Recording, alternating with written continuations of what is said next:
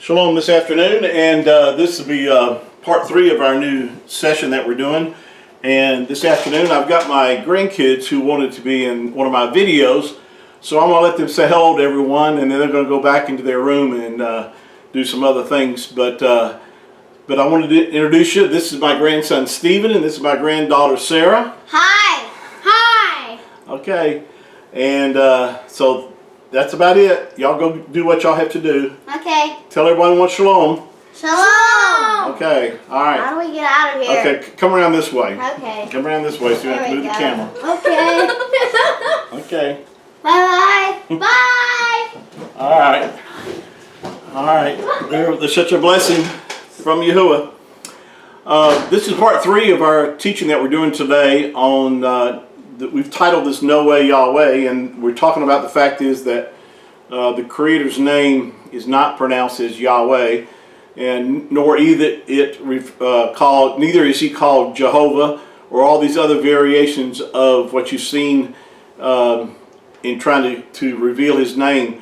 His name is Yahuah, and if you properly transliterate the letters from Hebrew, that's the pronunciation that you arrive at. Now, I want to explain just a little bit about transliteration today. To transliterate a name from one language to another, you have to use the letters of the second language to be able to convey the sound of the original language back into the second language. In other words, you know, you don't, when you transliterate names, they're pronounced the same way in any culture or language or other countries, but you have to use the alphabet of the second language in order to make the same sounds as the original language. Now, with that said, you know, in our last session, I pointed out that the first part of the Creator's name is pronounced as Yah, and these two letters, this is modern Hebrew, the modern script, and these two letters, the first letter being the Yod, which represents a hand, and then the Ha is the second letter, and this gives us the pronunciation as Yah. Again, we point out that this is found in the Hebrew phrase Halal Yah. The third letter is the one that gives people a lot of problems, or this is where you can actually prove that his name is not pronounced as Yahweh, simply because this third letter, see, in modern Hebrew, they tell you this third letter can be pronounced as a Wah, as a W sound, or a V sound. But they only achieve that by putting vowel points around this letter to change the way that this letter originally was pronounced. I brought out the fact in our last session that the Prime Minister of Yisrael, or Israel today, is Benjamin Netanyahu, and of course Yahoo being the part of Yahuwah's name in his name.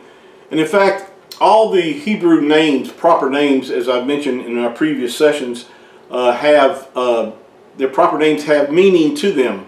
They're not like English names, which really most English names do not have meanings to them. You know, we name people Tom, Dick, or Harry, and those are just like labels that we put on people, but that's, you know, they have no meaning to them. But in the Hebrew culture, all proper Hebrew names had meaning to them.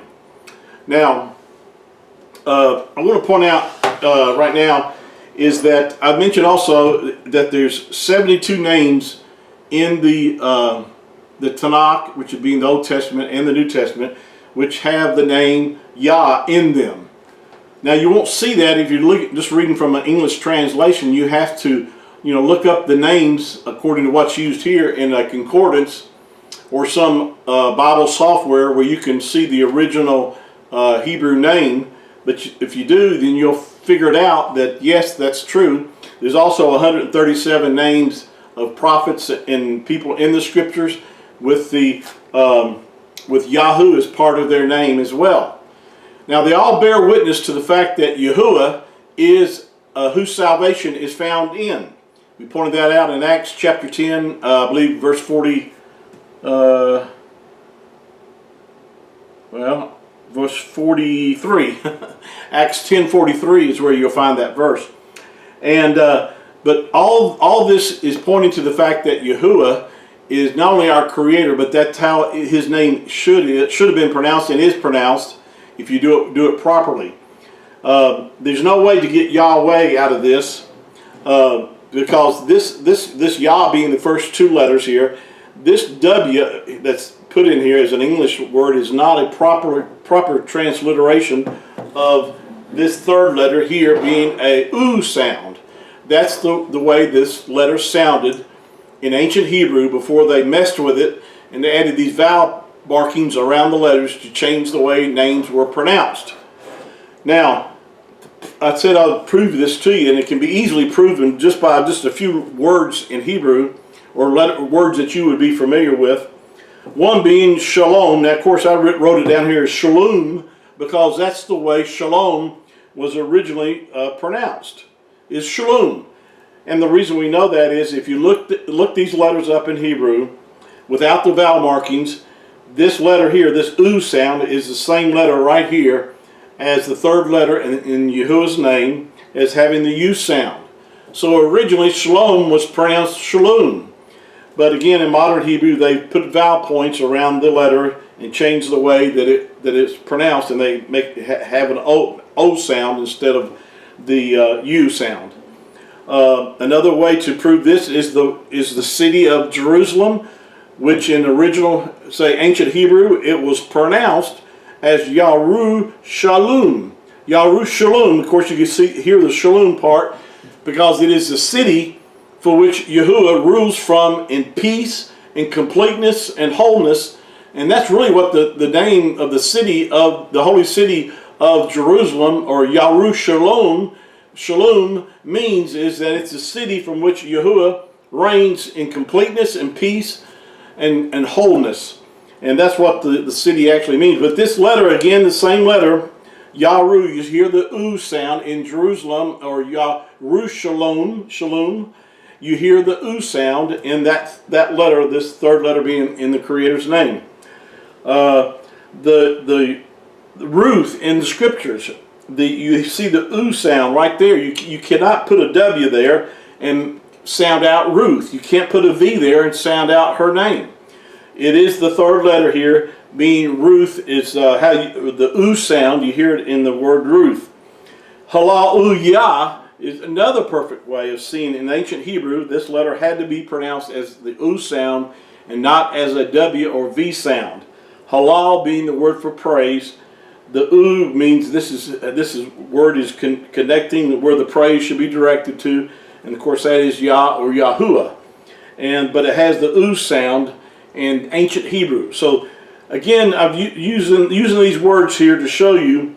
Even King David was his name. The V sound was not originally in David's name. Of course, he was not called King David. He was called King Daud or Dude. It was the way his name was pronounced. And the U sound is the way this letter would have been pronounced. Of course, in modern Hebrew, they've changed it to have it a V sound, and this is where we come up with the English version of David. But again, he was never called David in ancient Hebrew. So it is important. You may not think it's important, but it is very important if you want to learn to understand how the Creator's name is pronounced. And then once you see how simple it is, even in the word Yahudah. Now this is where it's really easy to if you just know that the word Yahudah or Judah, which most people in English understand this word they say it means or says that that's what it is, but it's Yahudah. And again, you hear the U sound in Yahudah. If you take the D or the Dalet out of Yahuwah's name, which is our English D, out, what are you left with is Yahuah. See, Yahuah even put his name, or revealed his name in the tribe of Yehudah. Messiah or Mashiach is from the tribe of what? Yehudah. Not Wahada or Yavada. See, that has the U sound, not a W or V sound. So if you just get that simple understanding, you'll realize that there's no way the Creator's name is pronounced as Yahweh. We'll pick this up on session number 4. Please again share this with Facebook and your friends, and thank you for liking my videos and also sharing this with others, and subscribe to us if you haven't already. So thank you again for your time, and we'll see you on our next broadcast. Shalom.